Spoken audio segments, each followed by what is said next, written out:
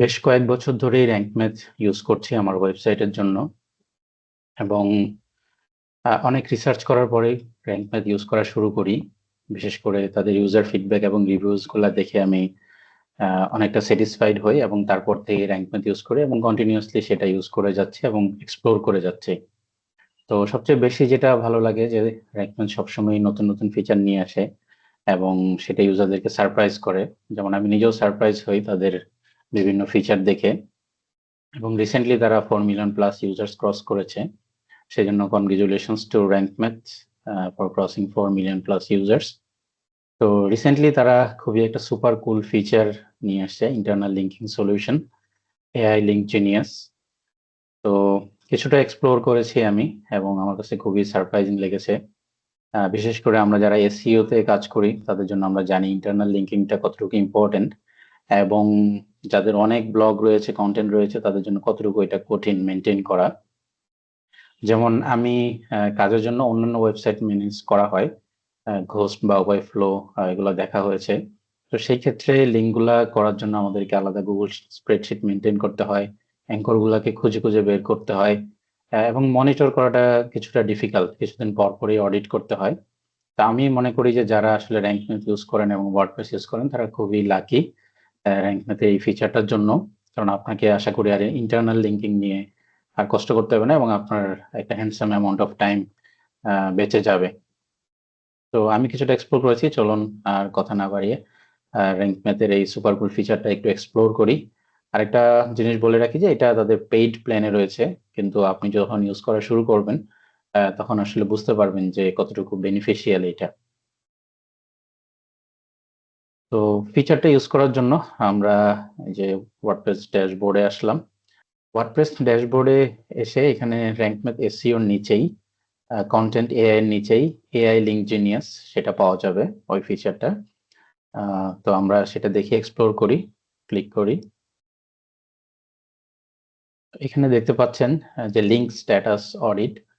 তো rank math automatically একটা check করে নিয়েছে, অডিট করে নিয়েছে যে আমার আসলে কন্টেন্টের লিঙ্কের কি অবস্থা।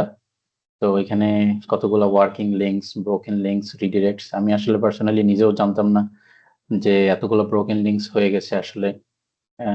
তো আমার জন্য এটা খুব বেনিফিশিয়াল হলো। তো এখানে আরো বেশ কিছু রিপোর্ট দেখা যাবে র্যাঙ্ক ম্যাথের। এখানে redirects, unchecked, top linked, mark safe, তো লিঙ্ক হেলথ, এটা আর কি তারা বলছে এটা। তো তারপরে আমরা যাই পোস্ট।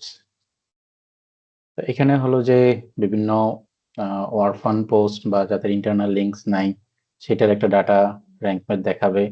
তারপরে উইথ ইনকামিং লিঙ্কস, কোনগুলোর মধ্যে ইনকামিং লিঙ্কস রয়েছে এবং বিভিন্ন স্কোর, এবং তারা এখানে একটা স্ট্যাটাস মেনটেন করছে, great, good, bad, not shed, এরকম। তো এখানে একটা আমরা পোস্ট গুলার আমরা একটা ওভারভিউ পেয়ে যাচ্ছি, যেটা খুবই ইম্পর্টেন্ট। আমাদেরকে ম্যানুয়ালি আর গুগল শিটে ট্র্যাক করতে হবে না আসলে কয়টা ইন্টারনাল লিঙ্ক রয়েছে বা কয়টা করতে হবে। তারপরে আসি লিঙ্কস এর টোটাল একটা ক্যালকুলেশন ইন্টারনাল, যে আমাদের কি কি ইন্টারনাল লিঙ্ক রয়েছে সেটার একটা ডাটা তারা এখানে দেখাবে। এখানে আমরা দেখতে পাচ্ছি যে কি কি ইন্টারনাল লিঙ্ক এবং ডেস্টিনেশন কি, সোর্স পোস্ট কি, ডেস্টিনেশন কি, অ্যাঙ্কর টেক্সট কিসের উপরে লাগানো হয়েছে, লিঙ্ক টাইপ কি সেটা দেখানো যাবে। তারপর লাস্ট চেকড, তারা অটোমেটিক্যালি চেক করছে, যেমন আজকেই তারা চেক করলো, এই বিষয়টা আমরা দেখতে পাচ্ছি। তারপরে আসে এক্সটার্নাল লিঙ্কস।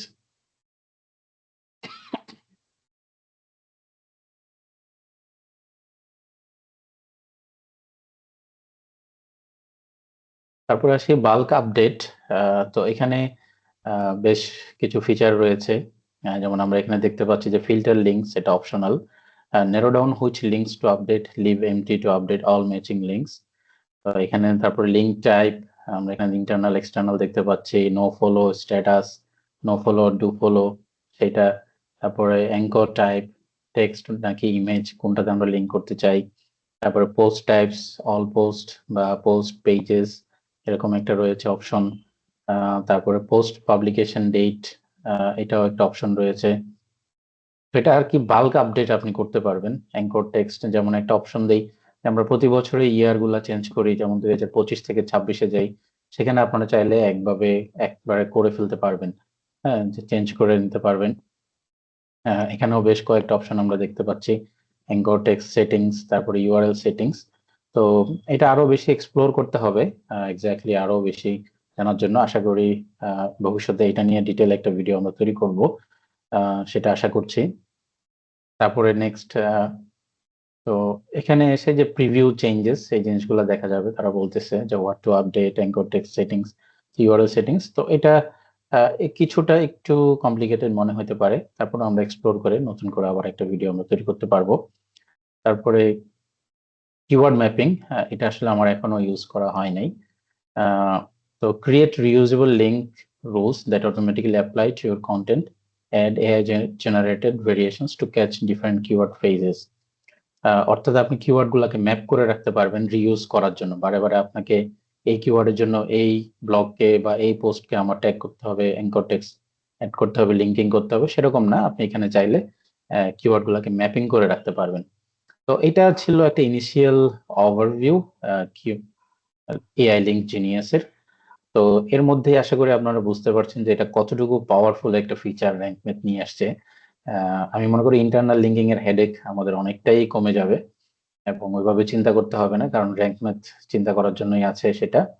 তো পরবর্তী কোনো একটা ভিডিওতে আমরা দেখাবো যে পোস্টের মধ্যে কিভাবে আসলে এই ইন্টারনাল লিঙ্কটা কাজ করে। হ্যাঁ, সেটাও খুবই একটা সুপার কুল ফিচার হয়েছে, যেখানে র্যাঙ্ক ম্যাথ অটোমেটিক্যালি আপনাকে ইন্টারনাল লিঙ্কিং অপরচুনিটিস গুলো দেখাবে, এবং সেখানে আপনি ইজিলি ওয়ান ক্লিকের মাধ্যমে অ্যাড করে দিতে পারবেন, এবং রিলেটেড পোস্টটাও দেখাবে। তো thank you very much for watching this tutorial.